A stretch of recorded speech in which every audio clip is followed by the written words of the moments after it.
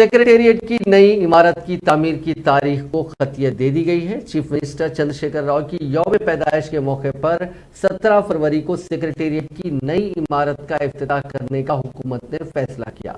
یہ بات ریاستی وزیر وی پرشانت ریڈی نے بتائی۔ واضح ہے کہ 27 جون 2019 کو چیف منسٹر چندر شیکھر راؤ نے سیکریٹریٹ کی عمارت کا سنگ بنیاد رکھا تھا۔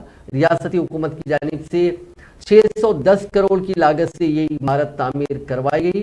3 سال 8 ماہ میں سیکریٹریٹ کی تعمیر کا کام مکمل کیا گیا۔ سیکریٹریٹ کی ہمہ منزلہ عمارت کے 6 فلور پر جدید سہولیات سے آراستہ چیف منسٹر کا چیمبر ہوگا۔ ان کی آمد و رفت کے لیے خصوصی راستہ اور اسپیشل لفٹ ہوگی۔ سیکریٹریٹ آنے والے افراد کے لیے خصوصی ویٹنگ ہال کی سہولت فراہم رہے گی۔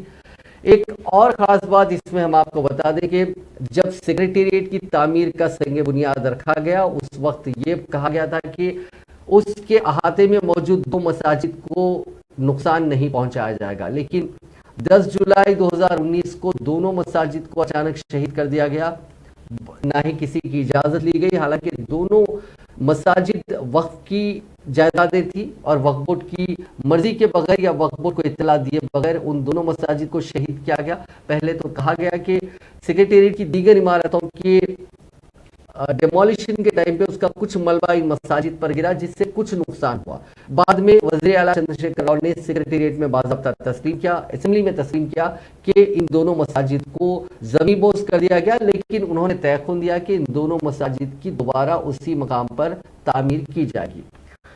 مختلف تیقنات دیے گئے، ہر بار ایک نئی ڈیڈ لائن دی جاتی، آخرکار ان مساجد کا سنگ بنیاد رکھا گیا۔ حالانکہ کئی شکوک و شبہات کا اظہار کیا گیا کہ دونوں مساجد کی تعمیر ان کی اصلی جگہ پر نہیں کی جا رہی ہے، لیکن کچھ علماء کرام جو برسر اقتدار جماعت BRS کی تائید کرتے ہیں انہوں نے تصدیق کی کہ ان دونوں مساجد کی تعمیر ان کے اصلی مقام پر کی جا رہی ہے۔ وزیر اعلیٰ محمود علی نے کئی بار یہ تیقن دیا کہ سیکریٹریٹ کی عمارتوں کے افتتاح سے پہلے ان مساجد کا افتتاح عمل میں لائے گا۔